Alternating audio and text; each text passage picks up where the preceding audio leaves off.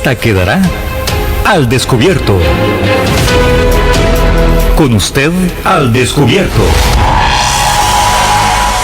Al descubierto.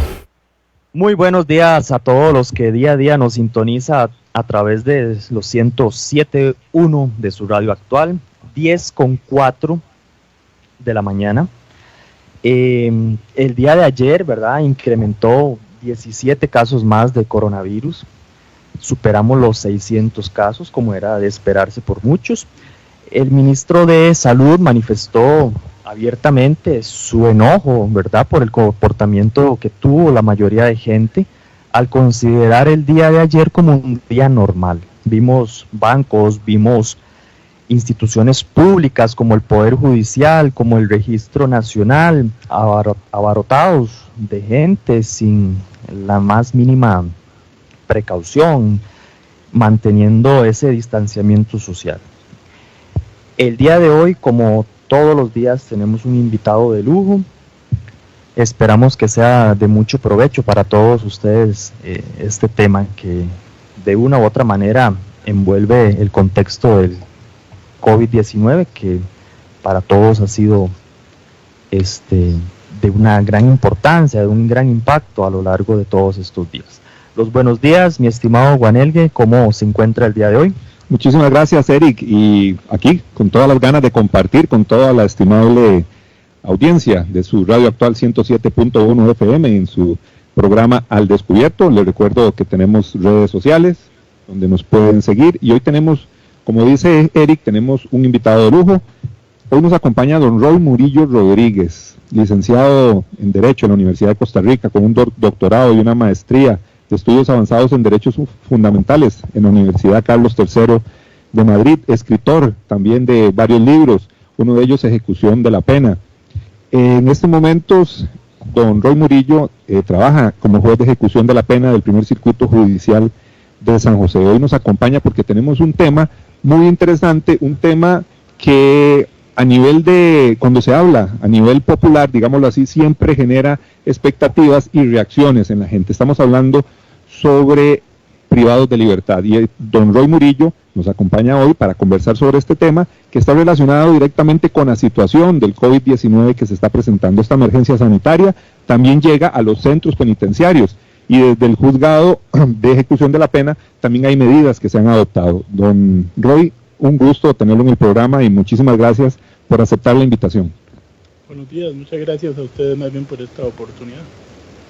Don Roy, queremos iniciar tal vez ubicando un poco a la gente en lo que se trata, en qué es la competencia, la función exactamente de un juzgado de ejecución de la pena. Bueno, digamos, los juzgados de ejecución de la pena tienen o cumplen una función muy relevante, y es una decisión de política de Estado en función de su propia legitimación, ¿no? Un Estado de derecho, un Estado constitucional es legítimo en la medida que respete su pacto social, ¿verdad? Correcto. El respeto a unos derechos mínimos a todo ciudadano, el respeto a la dignidad humana a todos ciudadanos sin distinción, y el respeto, digamos, a la legalidad en la actuación de los funcionarios públicos. Y entonces el Estado opta, digamos, siendo consciente de que el espacio carcelario es un espacio que genera muchísima vulnerabilidad, que es un espacio donde se obstaculiza muchísimo el acceso a la justicia, y entonces opta por especializar un juez que asegure el cumplimiento de las sanciones en cumplimiento de los derechos y de las garantías que estas personas tienen al momento de cumplir las sanciones. La actividad, digamos, represiva del Estado, el ius puniendi, es una, digamos, actividad que por muchos años ejercimos los ciudadanos por nuestra propia cuenta, ¿verdad? Con la venganza privada. De hecho, todos llevamos un instinto vindicativo, digamos, tal vez hasta inconsciente, porque por muchos años la humanidad resolvió sus problemas de orden de esa forma, ¿verdad? hasta que el Estado despoja al ciudadano común de esa potestad y monopoliza la potestad de castigar y sancionar, controlando el orden. Y a partir de ahí lo hace bajo unas premisas, bajo unas reglas básicas que son fundamentales para legitimar ese castigo. Vamos a ver, si usted priva a una persona de libertad, usted comete un delito, pero el Estado sí tiene la legitimación de privarlo a usted como consecuencia de la comisión de algunas acciones prohibidas, pero eso no es un delito ni es prohibido, pero tiene unos límites. Y al juez de vigilancia le corresponde asegurar que el Estado asegure el cumplimiento de las sanciones respetando esos derechos fundamentales que a todo ciudadano debe de garantizarse, digamos. Entonces es un rol un poco incomprendido por la población, porque a veces parece que la población comprende que a los presos se les encierra para castigar y no entiende que se les encierra como castigo, que son dos cosas muy distintas, ¿verdad? Y entonces hay un afán, digamos, de que la persona privada de libertad en las cárceles sufra, que las personas en las cárceles se les encierre para que sufran las consecuencias de sus acciones, y en realidad la privación de libertad es el castigo, y es el único derecho legítimamente y legalmente restringido. Toda la otra gama de derechos que todos los ciudadanos tenemos se les debe garantizar como se les garantiza a cualquier otra persona, porque es un ciudadano como cualquier otro, únicamente con su libertad de tránsito limitada, que es la sanción legalmente por la que ha optado el Estado. Entonces más o menos por ahí va. Don Roy, y es que la percepción de la gente es que la cárcel es la venganza, digámoslo así. Si a mí me robaron, si a mí me asaltaron, la gente dice, bueno, y hay que decirlo crudamente, la gente piensa, sí, ese hay que meterlo en la cárcel y hay que se pudra. Y mucha gente lo ve de esa forma, como que la cárcel, dice usted, es el castigo, sí, estamos limitando el tránsito, pero la gente quiere la persona encerrada, y cuando vemos algún tipo de beneficios que se le pueden dar a los privados de libertad, generalizamos y pensamos que hay impunibilidad, digámoslo así, que no se está castigando. Pues como le digo, eso desde una lógica jurídica no tiene ningún sentido, no es admisible. El tema de las cárceles, digamos, y el tema de humanización de las cárceles, el tema de mejora en calidad de vida, muchas personas no lo entienden, porque además visualizan que los derechos de los presos son solamente derechos de los presos, pero no es así, digamos. Cuando uno como juez y cuando el Estado como institución se preocupa porque las cárceles sean espacios decentes y respetuosos de la dignidad humana, en realidad, digamos, las mejoras que usted haga en una cárcel hoy benefician directamente a quienes estén custodiados en esa cárcel. Pero tener cárceles decentes son una garantía para toda la ciudadanía, porque cualquiera de nosotros, justamente o no, puede terminar encerrado en un espacio donde como mínimo tenemos el derecho de saber que nuestra dignidad no va a ser despojada, que vamos a poder, porque a una cárcel llega cualquiera. Y entonces, yo no sé, pero yo les puedo hablar de que conozco compañeros que han sido fiscales, que han sido jueces, que conozco sacerdotes, religiosos, profesores, compañeros de universidad, compañeros que han terminado en un espacio carcelario, con o sin motivo. Y entonces toda la ciudadanía debe pensar que cárceles respetuosas de los derechos fundamentales, que cárceles decentes, no estamos hablando de hoteles, no estamos hablando de lujos, no estamos hablando de lo mínimo, de que usted tenga una cama donde dormir, que tenga un espacio salubre, que tenga una alimentación que no le degenere a usted consecuencias, que tenga la nutrición básica necesaria, que tenga esos son garantías para toda la sociedad, porque cualquiera en determinado momento puede llegar ahí. Lo que pasa es que eso lo comprendemos hasta cuando vivimos en carne propia el dolor del castigo, y personalmente sufrimos la consecuencia, o una persona muy próxima, un familiar, un vecino querido o alguien que conocemos, nos enteramos que está en la prisión. Entonces ahí sí nos toca, y ahí sí nos duele, y ahí sí nos molesta esas omisiones del Estado y esa ineptitud del Estado, que sigue, permitiendo cárceles, que no garantizan realmente condiciones mínimas necesarias. Tal vez para contextualizar un poco, la función del juez de ejecución de la pena es velar por todos aquellos derechos que tiene una persona en condición de privación de libertad. Como lo dice don Roy, el único derecho que se le restringe es esa libertad de tránsito, siendo que un privado de libertad no puede acercarse como cualquier otra persona a un juzgado, a una sala, a interponer sus derechos. Es por eso que el Estado crea esta figura de juez de ejecución para velar por todas las situaciones legales, ¿verdad?, que impropien un poco al privado de libertad, bajo ese contexto de que él no puede desplazarse, y a la vez especializa a personas como usted para atender esas situaciones. Ahora, tal vez ya metiéndonos un poquito más al tema que nos ocupa el día de hoy. Hace unos días vimos una publicación muy interesante en la cual hace referencia a usted y a la licenciada Irene. Dictaron una resolución un poco controversial para algunos, donde se ordena al Ministerio de Justicia y Paz liberar a cierta cantidad de privados de libertad, justificando esa resolución por el hecho del tema del COVID, o sea, existiendo ese riesgo sanitario para esa población, como todos lo sabemos, se dictó esa resolución. Tal vez si nos comenta un poco de... Bueno, es que hay un paralelismo con esto mismo que yo le venía diciendo. O sea, la lucha por mejoría en condiciones carcelarias y cárceles decentes y respetuosas de los derechos fundamentales no son garantías y no son derechos para las personas presas, son derechos para toda la ciudadanía, porque cualquiera puede llegar ahí. Es un espacio abierto. La cárcel tiene la puerta abierta para cualquiera de nosotros. Y cualquiera hoy, con las reformas a la ley de tránsito, se toma usted 2 o 3 cervezas de más y termina en una cárcel. Hay una población, porque el sistema es altamente selectivo y un montón de situaciones, digamos, que generan o están relacionadas con el fenómeno de la delincuencia, pero también el catálogo punitivo ha ido cambiando y cada vez tenemos población diferente a la que usualmente remitimos a las cárceles, que llega de pronto al sistema también penitenciario. Llega sin querer, sin saber que va a poder llegar.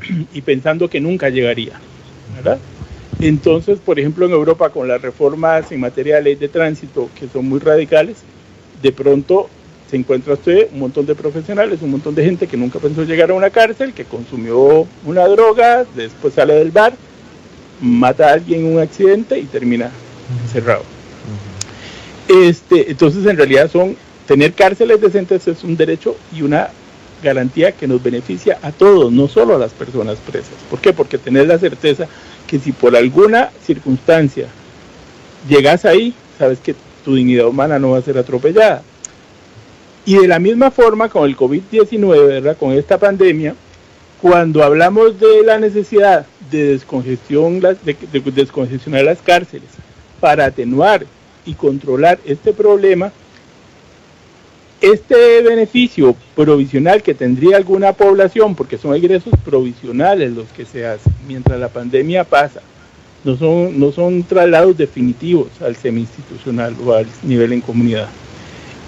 Pero no solamente en función de que estas personas resguarden y aseguren de mejor forma su derecho a la salud y su vida, que evidentemente está en peligro en las cárceles por las condiciones sanitarias y las condiciones carcelarias tan deprimentes, ¿verdad?, tan degradantes, tan precarias, sino que este problema también se hace necesario atender por una situación de salud pública. Digamos, las cárceles son parte de nuestra sociedad, son un espacio que integra nuestra comunidad. Ahí las tenemos en una esquina, nadie las quiere, nadie las mira, si entras por obligación, pero ahí están, y no son espacios cerrados en lo absoluto. O sea, no podemos asegurarnos, digamos, echarle el candado a la cárcel y decir, cuando pase la pandemia les abrimos y ya veremos qué cadáveres sacamos y quiénes quedaron vivos. No,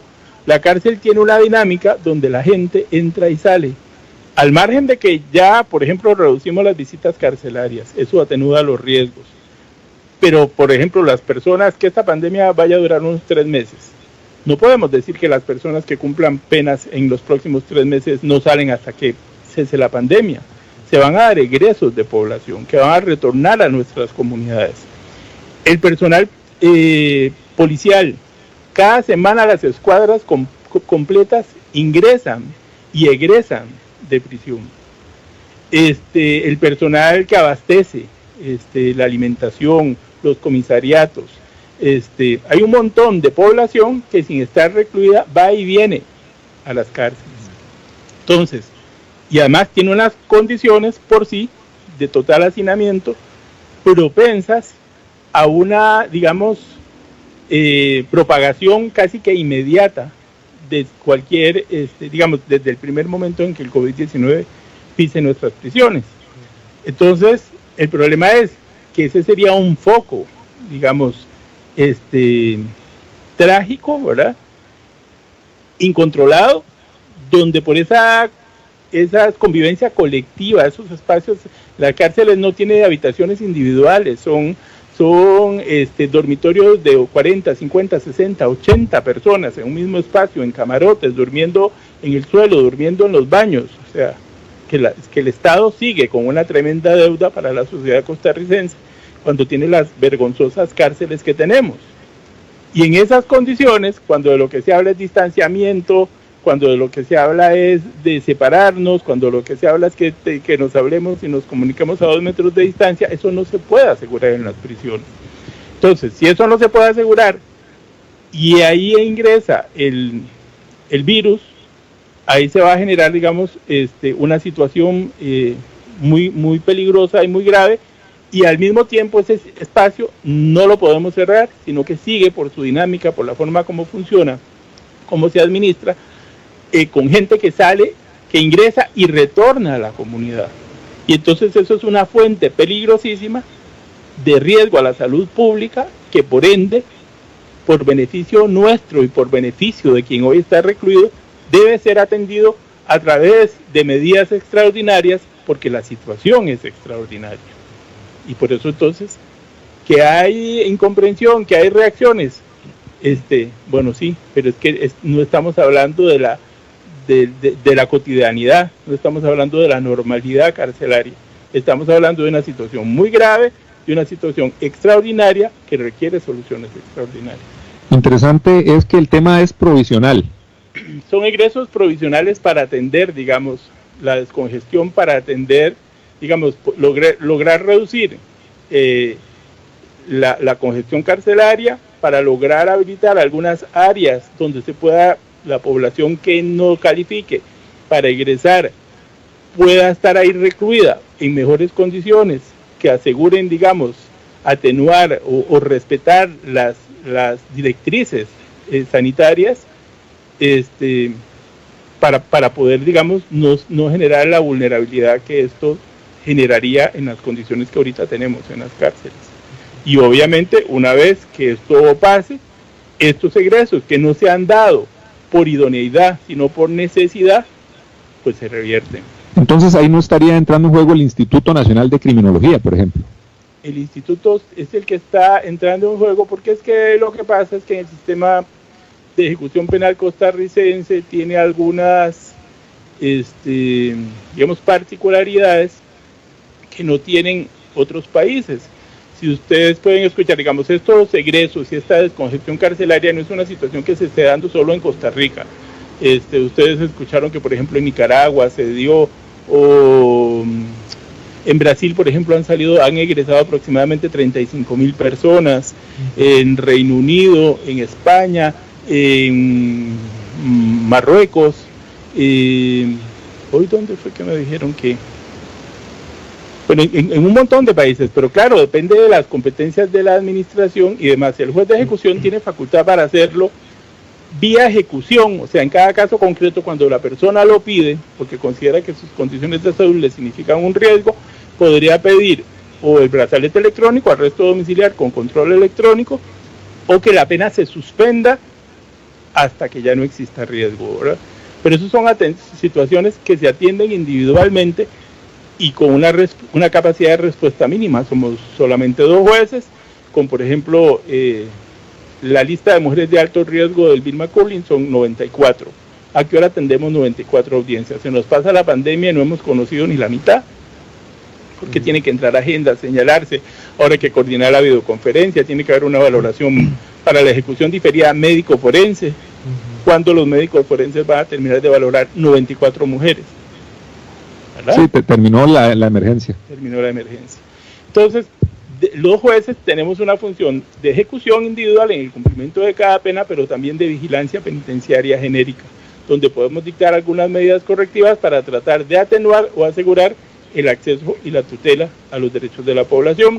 Entonces, como la potestad de ubicar en el semi-institucional no es del juez, yo como juez de ejecución no puedo ubicar nunca a una persona en el nivel semi-institucional, esa es una potestad administrativa de la persona, como va evolucionando, cumpliendo sus planes de atención, alcanzando sus objetivos, la administración tiene la potestad de decirle, bueno, venga, ahora va a pasar hacia una cárcel abierta bajo estas condiciones, como un proceso de incorporación paulatina a la comunidad, que también los beneficios penitenciarios generan, digamos, yo pienso que por desconocimiento y por ese vindicativo que llevamos dentro, digamos, mucha resistencia, pero al final de cuentas los beneficios penitenciarios, primero, responden a normativa internacional que lo justifica, porque la persona no puede ser egresada de la noche a la mañana y tirada y expulsada a la comunidad en un entorno que 10, 15 años después ni siquiera conoce, donde no conoce el acceso a las tecnologías, donde no conoce el valor de la moneda.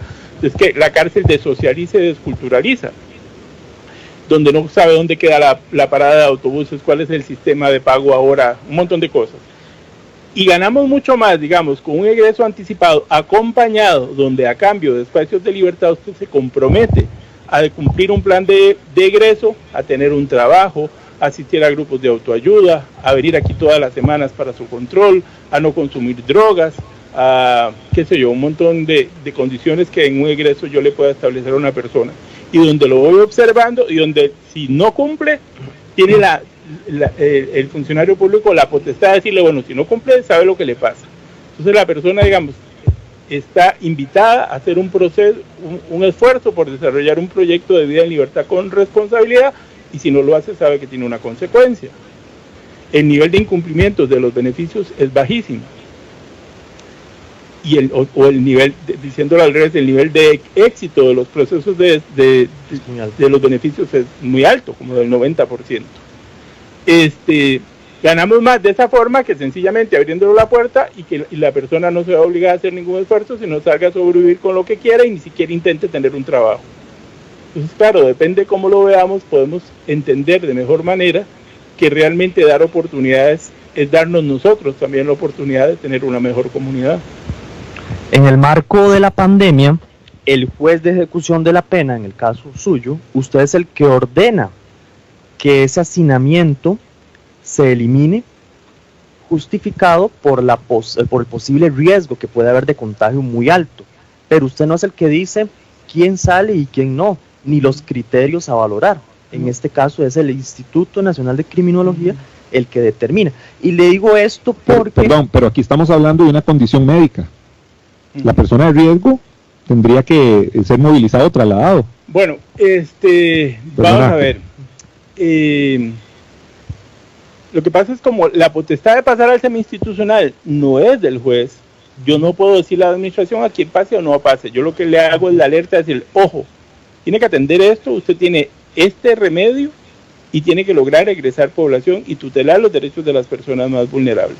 E incluso en este caso, de una forma muy valiente y comprometida, como debe ser, la propia administración ya había girado una circular, que es la 20-2020, donde establecía y le pedía a los centros penitenciarios, digamos, la identificación de todos los casos de riesgo. Cuando yo me acuerdo que llamé a Katia Góngora, que es directora de la cárcel de mujeres de San José, para pedirle que cómo iba el proceso, qué era lo que había, qué estaban haciendo, que entonces me dicen, no, ya el instituto nos pidió la lista, tenemos 94 mujeres, digamos, calificadas de mayor riesgo a menor, todas de riesgo, desde mayor riesgo a menor, según su condición.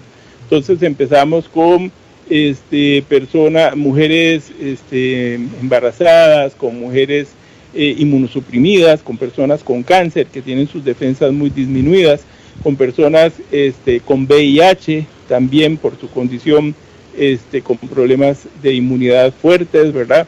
Y toda la lista de problemas, la gente que tiene varios factores de riesgo, no solo tiene diabetes, sino que tiene diabetes y presión alta, y ahí hasta terminar en 94 la lista de pacientes de personas que se consideran de riesgo.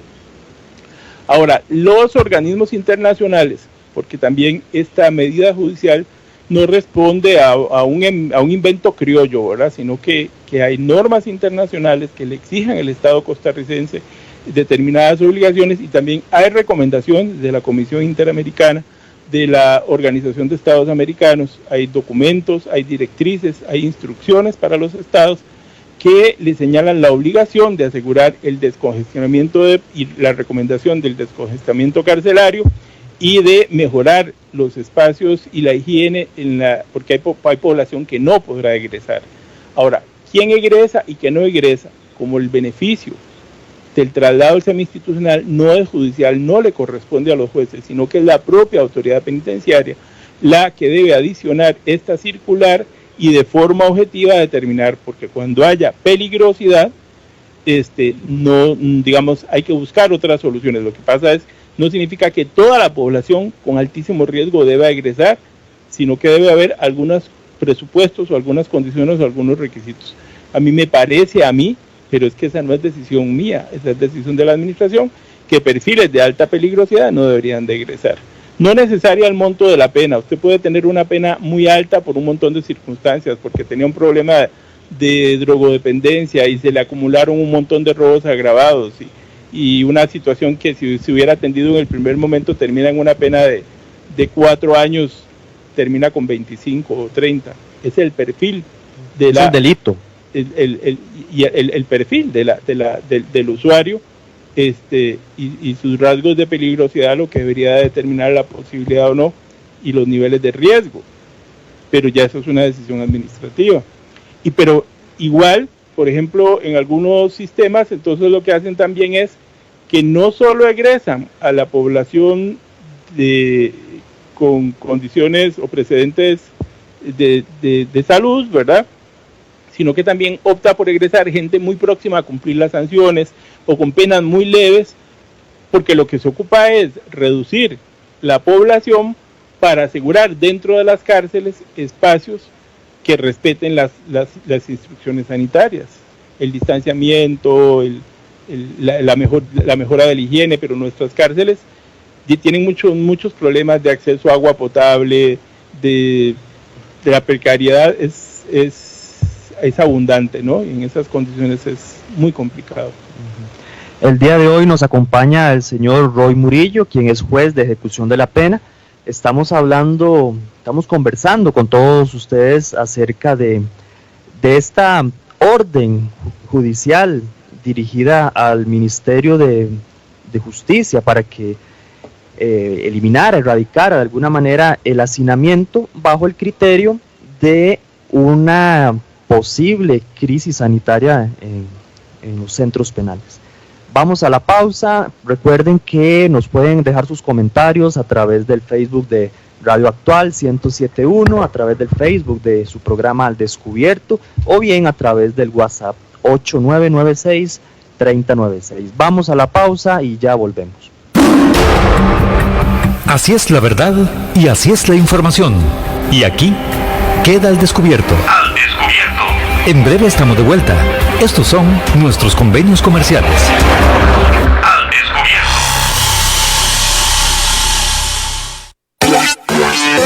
Centros de formación en criminología y seguridad. Somos líderes en capacitación en las áreas de criminología y seguridad, asesoría, consultoría, peritajes, armería e investigaciones privadas. Centros de formación en criminología y seguridad. Para mayor información, comuníquese al 2221-7725, 2221-7725 o al WhatsApp 8556-1719, 8556-1719. Búsquenos en Facebook como Centros de Formación en Criminología y Seguridad. Polígono 38 Especial, el más grande del país, cuenta con 5.000 metros cuadrados dedicados a la práctica y capacitación en materia de tiro deportivo y defensivo. Estamos autorizados por el Ministerio de Seguridad Pública y el Departamento de Control de Armas y Explosivos para realizar las evaluaciones teórico-prácticas para obtener permisos de portación de armas en un ambiente seguro y profesional. Portación de armas, cursos, capacitaciones, alquiler de salas o pistas para disparo bajo techo y al aire libre. Polígono 38 Especial, el más grande del país. Para mayor información comuníquese al 2245-7186, 2245-7186 o al WhatsApp 8449-5811, 8449-5811. Búsquenos en Facebook e Instagram como Polígono 38 Especial. Temas de actualidad, seguridad, salud, economía, ciencia y política. Porque la información es poder. Esta queda al descubierto todos los días, de lunes a viernes, de 10 a 11 de la mañana, por Radio Actual 107.1, la FM de Costa Rica. Al descubierto. Hay más temas que tocar en el espacio de hoy, para poder dejar la información al descubierto.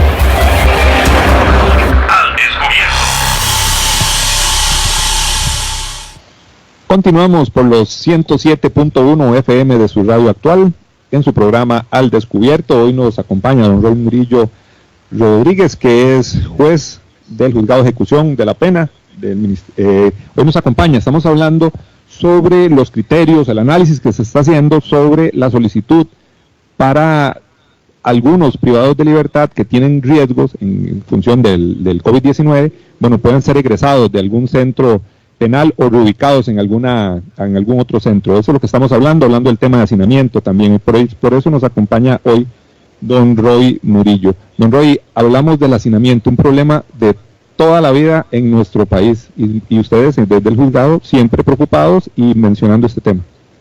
El problema del hacinamiento es un problema, como usted lo dice, histórico, ¿verdad? Que dificulta mucho la gestión carcelaria, obstruye la finalidad de la pena, atenta contra los derechos de la población. Digamos, yo ya tengo muchos años de trabajar con esto, de trabajar con las cárceles, y uno, como yo le podría decir después de tantos años, que por ejemplo el derecho a la salud es el derecho más vulnerado en las cárceles, ¿verdad? Las cárceles han ido mejorando, la clínica de Reforma se ha mejorado, la clínica del Vilma Curling, pero el acceso a estos servicios no es fácil. Yo no decido cuándo ir a la clínica, primero tengo que pasar un filtro que hace una persona que ni siquiera es especialista en servicios de atención a la salud, que hace un policía penitenciario. Por ejemplo, hace unos días que murió una persona que decía que le faltaba el aire, que se sentía mal, que pidió ser trasladado a atención médica, y lo que dice la información, que no es cierto, ¿verdad? Uno tiene que leer con mucho cuidado y siempre dudar de lo que lee. Lo que dice es que el policía le dijo, no, usted no pasa. Y el otro día el compañero no amaneció, ¿verdad? Lo amaneció muerto, tristemente. Entonces, no es fácil accesar a los servicios de salud dentro de la cárcel. Y hay algunos servicios que no se aseguran dentro de la prisión, sino que generan, sobre todo lo que son medicina ya de especialistas, ¿verdad? Que requieren traslados al sistema hospitalario nacional. Y entonces trasladar y egresar de un centro carcelario a un hospital o a una clínica, a un privado de libertad, es un proceso muy caro, muy engorroso, muy complicado. Y entonces nos pasa muchas veces lo que pasa con la policía, o lo que pasa en el infierno, dicen, ¿no? Si hay policía, no hay patrulla, si hay patrulla, no hay gasolina, si no hay, o salió un caso de una persona más grave, entonces usted va perdiendo la cita que tenía.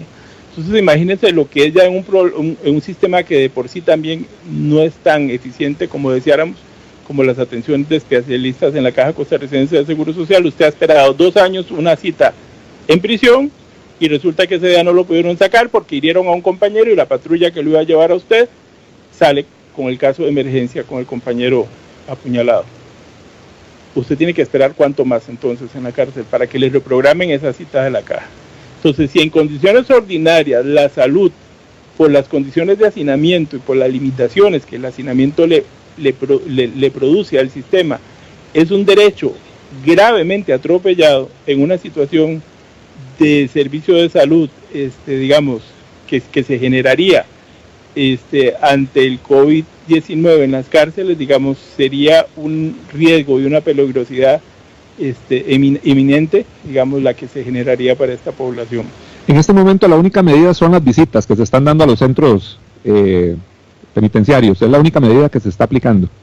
Digamos, la visita, se ha mejorado las condiciones de higiene con la colaboración de la población, las poblaciones, y la visita no solo de las personas sino que también de las que ingresan, grupos, ONGs, que ingresan también a hacer mucho trabajo en las cárceles, tampoco en este momento lo están haciendo. Porque en esas condiciones de hacinamiento que hemos podido ver muchísimas veces, a veces en ocasiones por televisión, imágenes, o los que hemos tenido que ingresar a un centro penitenciario, como dice don Roy, bueno, eso es frustrante, ver ese montón de personas hacinadas, tirados en el suelo, no tienen ni dónde dormir, las necesidades básicas también, ¿verdad? Y todo el mundo viendo, digámoslo así, va en contra de la dignidad humana. Ahí en cualquier momento se da un brote de COVID-19, yo me imagino que eso pararlo va a ser un problema, y es que lo que pienso yo es que en cualquier momento se puede dar. En cualquier momento, si no se ha dado, se va a dar, porque es inevitable. Además, la población privada de libertad tiene unas condiciones, digamos, de salud particulares. La cárcel es un espacio especialmente estresante, donde la salud emocional y física se ve deteriorada por limitaciones de luz, de acceso al aire, por alimentación deficiente, por los niveles de violencia con que se viven, por la ansiedad que la persona tiene sobreviviendo, porque no es un espacio donde se vive, es un espacio donde se sobrevive, y entonces eso, digamos, afecta al sistema inmunológico. Entonces es una población, digamos, que desde el punto de vista de salud también tiene un deterioro que genera esas condiciones, que lo hace población de mayor riesgo también. Hace unos días vimos una noticia en los diferentes medios de comunicación donde en Nicaragua se liberan 1.700 presos. Eso generó en Nicaragua mucha conmoción, y hasta en Costa Rica, ¿verdad? Porque se piensa que, ¿verdad?, que de una u otra manera van a entrar, va a generar más delincuencia, etc. Eso que hizo Nicaragua se podría decir que es lo mismo que se estaría haciendo aquí. Son medidas que cada país tiene que tomar ante esta crisis.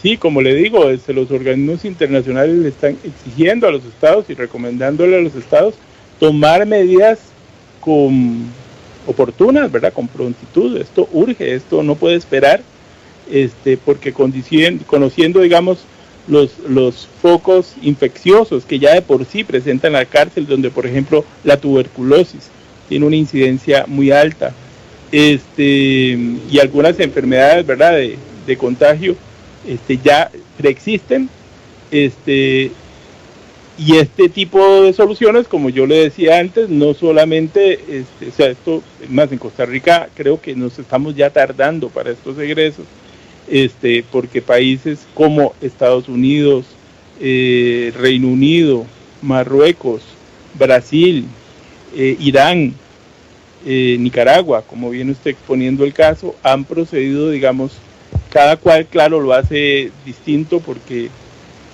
según las potestades y la forma como el sistema penitenciario, el régimen penitenciario funcione. En Argentina también, por ejemplo, se ha procedido con egresos a través de amparos o de habeas corpus o de las diferentes vías según cómo estén diseñadas las competencias, que es como le digo yo, ¿por qué los jueces de ejecución no hacemos los traslados y decimos quién pasa o no pasa al semi-institucional? Porque la obligación de pasar al semi-institucional no es de los jueces, es de la autoridad penitenciaria, y es ella la que tiene que definir los presupuestos, las condiciones. La resolución lo dice. O sea, ustedes deben de tutelar a toda la población vulnerable, pero bajo las condiciones, los requisitos, las obligaciones y los presupuestos que usted, autoridad penitenciaria, determine que proceden, y siempre considerando que es por razones de salud y sin que impere digamos, el criterio técnico, sino el criterio, porque habría mucha gente que ya está ahí, pero va a comenzar apenas un proceso de atención, está en lista de esperas para algunos procesos de capacitación o de atención. Bueno, eso no va a ser requisito para que hoy no ingrese, porque este ingreso es provisional y transitorio para atender la pandemia. La directriz o la orden que genera usted como juez en compañía de la licenciada Irene, tal vez para resumir un poco, se ampara principalmente en un tema de derechos humanos. Recordemos, señores y señoras que nos sintonizan, que los privados de libertad, el único derecho al que se les restringe es al derecho de tránsito, de libre tránsito, y por ende, ¿verdad?, continúan siendo seres humanos y no podemos, como sociedad o como gobierno o como poder judicial, arriesgar la vida de estas personas, menos en un lugar en el cual se les confina con el propósito de volverlos a reinsertar a la sociedad. No es posible que más bien mueran en las cárceles, que se enfermen en los centros penitenciarios. De ahí la necesidad, no solo de Costa Rica, de todos los países del mundo, en implementar estas medidas. No hay por qué asustarse, no hay que crear un debate en torno a esto. Es un tema puro de derechos humanos. Bueno, sí, Costa Rica desde finales de 1800 optó por prohibir la pena de muerte. Entonces, y declarar la vida humana como inviolable, ¿verdad?, como un derecho superior.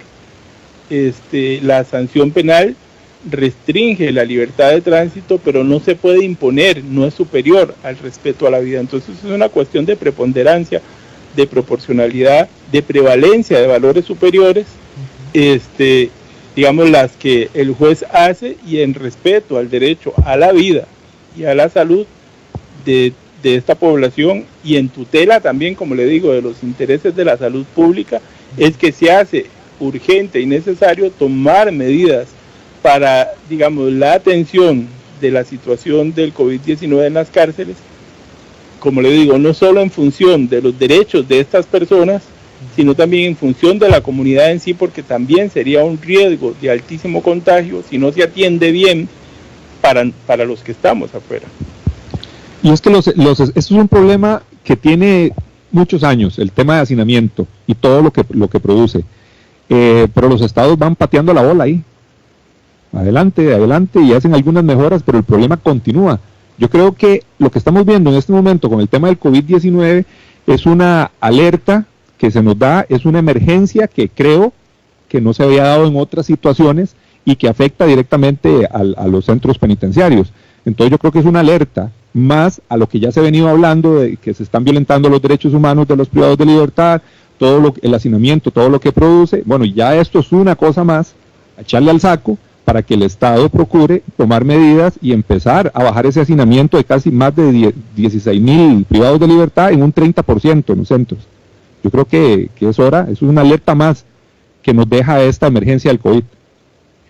Sí, definitivamente, digamos, en Costa Rica hay un uso abusivo de la prisión preventiva, un uso abusivo de la cárcel, porque al final el sistema o el modelo punitivo actual tiene la cárcel como sanción prioritaria, y entonces hay un uso excesivo de la prisión, mandamos a cualquiera a la prisión, no importa lo que haya hecho, todos los terminamos remitiendo a prisión, y más bien, digamos, deberíamos de rediseñar y repensar nuestro modelo punitivo, porque realmente la cárcel es un espacio necesario. La humanidad pudo llegar a la luna, pero no ha encontrado una forma para resolver los conflictos sociales o de orden más graves, ¿no?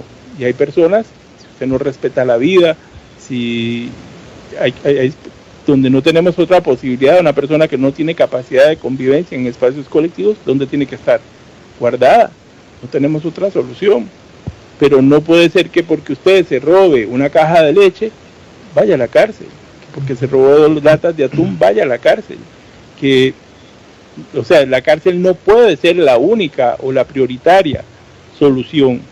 Entonces, tenemos que ampliar el abanico de sanciones y darle a la oportunidad de cumplir siempre bajo control, siempre bajo acompañamiento a través de otros institutos diferentes al encierro, y obviamente la persona que no quiera, pues tendrá como consecuencia, digamos, la conversión a prisión. Pero sí el desarrollo de penas alternativas, la política antidrogas es muy alta. Aquí igual no tenemos regulado, digamos, el uso o la sanción proporcional. No puede ser que usted vaya igualmente 8 años a la cárcel porque trae 10 toneladas que porque anda 10 gramos. Entonces ahí pareciera que la proporcionalidad no se cumple. Creo que hay países como en Uruguay que estuvieron debatiendo eso, Perú o Bolivia también de esos temas. La mayoría de países de Sudamérica, yo normalmente hago conversiones de sanciones de personas costarricenses que han sido condenados en otros países, y usted ve el tipo de sanción en otros países por delitos que nosotros tenemos sancionados acá, y aquí la pena es el doble o el triple, sobre todo en materia de tráfico, de narcotráfico. Hay una rigidez y una mano dura que yo creo que no respeta la proporcionalidad, y al final de cuentas muchísima gente que está vinculada con el tráfico, que jamás voy a decir yo que es una actividad que no sea nociva, así lo es, pero también donde población muy vulnerable se ve cae en la tentación de sobrevivir de esta forma. Entonces es gente que sí ha actuado mal, pero que no es violenta. Entonces la cárcel debe ser un espacio para tratar de adaptar a gente violenta, pero personas que no son violentas no deberían de llegar a la cárcel, sino que deberían de ser socialmente atendidas a través de otros mecanismos de control, sin necesariamente ir a la cárcel. Pero aquí toda solución es cárcel, y al final la infraestructura carcelaria es muy cara. No solo tenemos que pensar en lo que cuesta hacer una cárcel, sino en lo que cuesta el mantenimiento y la administración mensual de una cárcel. Administradores, policías, alimentación, es una fórmula muy, muy onerosa, y somos estados, digamos, cada vez con más limitaciones de índole económico, ¿verdad? Entonces deberíamos de hacer un ajuste y repensar cuál es la forma como debería de castigarse algunas conductas, porque creo que en el modelo punitivo se nos va la mano o abusamos, pero al final de cuentas los jueces no tienen otra solución que la que el legislador les da.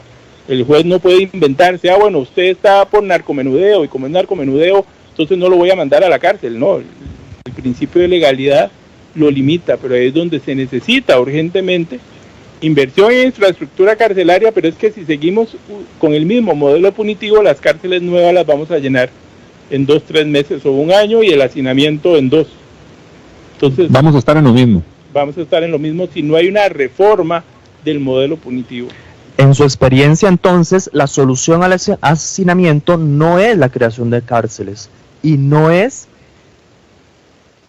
que los jueces cambien de mentalidad, es tal vez la reforma de algunas leyes o sanciones. Digamos, la solución tiene que ser integral. Vamos a ver, cada vez somos más costarricenses. El delito casi que es proporcional, entre más somos, más delito hay en un estado donde hay una gran desigualdad, ¿verdad? Entonces tiene que trabajarse mucho en prevención, tiene que trabajarse mucho en inversión de infraestructura, tiene que trabajarse mucho en sensibilidad también, por ejemplo, el uso de prisión preventiva, cuando hay medidas alternas como por ejemplo el monitoreo electrónico, y siguen los jueces penales, me parece a mí, priorizando el uso de prisión preventiva.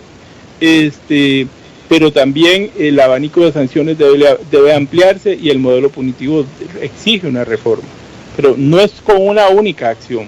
Lo que pasa es que no vemos ni un proyecto de desarrollo en infraestructura carcelaria. Cada 4 años el gobierno ve cómo hace y qué construye para su programa, para su periodo. Creo que el único y que ha sido circunstancial fue el gobierno anterior, que le dejó al actual 2 cárceles nuevas que llenó en un año. Y si el problema de hacinamiento no es muy grave, es porque la nueva administración, cuando entra, tiene 2 cárceles, la de Pocosí y el Reinaldo Villalobos, ahí para llenar a plenitud 700 espacios en una. Y ya están llenos. ¿Y ahora en qué momento se construye? Una cárcel no se hace de un día para otro. Y está el gobierno pensando en las cárceles del próximo periodo, para el próximo periodo que viene. No, está viendo cómo atiende el problema hoy. Entonces es un problema que no se atiende de una forma integral y con una proyección, porque los cálculos de cuál puede ser nuestra población penal dentro de 15 años los podemos hacer hoy. Pero nadie se preocupa por cómo vamos a resolver ese problema dentro de 15 años, sino porque tenemos que resolverlo hoy para ayer. Es un tema súper complicado explicar o tratar de que todas las personas entendamos. El tema penitenciario es difícil, más a las personas que han sido víctimas de algún tipo de delito, familiares, amigos, cuesta entender esto, entender lo del hacinamiento, cuesta decirle a la persona o explicarle a la persona por qué un sujeto no está en prisión preventiva, por ejemplo, cuando vemos que lo agarraron por drogas o por alguna cuestión, bueno, es que no le dieron medidas cautelares, digámoslo así, o algún otro tipo de medida, no está en un centro en San Sebastián, digámoslo así. Cuesta, don Roy, hablar de esos temas, y usted que tiene tanto tiempo, me imagino que es un tema constante, inclusive hasta con sus amistades, me imagino estar hablando de estas situaciones que se dan ya desde la parte más personal. Sí, hay amigos con los que mejor no hablo del tema, por ejemplo, ya sé con quién no hablo. Hay amigos que en Facebook les doy no seguir, o que ellos me dan probablemente no seguir, ¿verdad? Pero es un tema muy incomprendido, ¿verdad? Es un sistema donde el inconsciente nos gana, yo creo, ese afán vindicativo, ese deseo de venganza, ese deseo, pero yo creo que tiene que haber esperanza, y que sobre ese afán vindicativo tiene que haber solidaridad y humanismo, ¿verdad? O sea, la base de nuestra organización sociopolítica es el respeto de la dignidad de todos y todas, sin distinción, sin diferencia del color, de su condición jurídica, de su condición, de su ideología política. A todos se nos debe respetar como personas, y esa es la base, digamos, de mi trabajo, y por eso mi trabajo me gusta, pero también por eso mi trabajo genera mucha controversia. Don Roy, muchas gracias por acompañarnos el día de hoy. Sin duda un tema polémico, un tema no solo complicado de tratar en Costa Rica, sino en el mundo entero. Don Roy Murillo, todo un defensor del tema de los derechos humanos en el marco de esta pandemia que nos ha afectado de manera muy cruda a toda la población. Muchas gracias por su compañía, don Roy. Tal vez un último mensaje para todos aquellos privados de libertad que sabemos que nos escuchan, nos sintonizan. ¿Qué mensaje les podemos brindar de parte de como el Roy ser humano, pero como el Roy juez de ejecución de la pena? Eso es una situación, yo pienso en la ansiedad que podría tener yo privado de libertad hoy, con algunas complicaciones de salud, ¿verdad? Y sí tener la serenidad, tomar las medidas personales que cada uno pueda, y judicialmente ir pensando a quien en este momento no vea soluciones administrativas, en presentar su caso para la tutela, digamos, de sus derechos. Nos vamos, señores, señoras. El día de mañana, su cita es a las 10 de la mañana. Estaremos hablando de un tema bastante en auge en estos días de pandemia, el teletrabajo, cómo podemos hacer un uso adecuado de esta herramienta, cuál es el futuro del teletrabajo a través o a raíz de toda esta enseñanza que obligadamente nos ha dejado. Recuerden, 10 de la mañana por su radio actual 107.1, los esperamos. Temas de actualidad, seguridad, salud, economía, ciencia y política.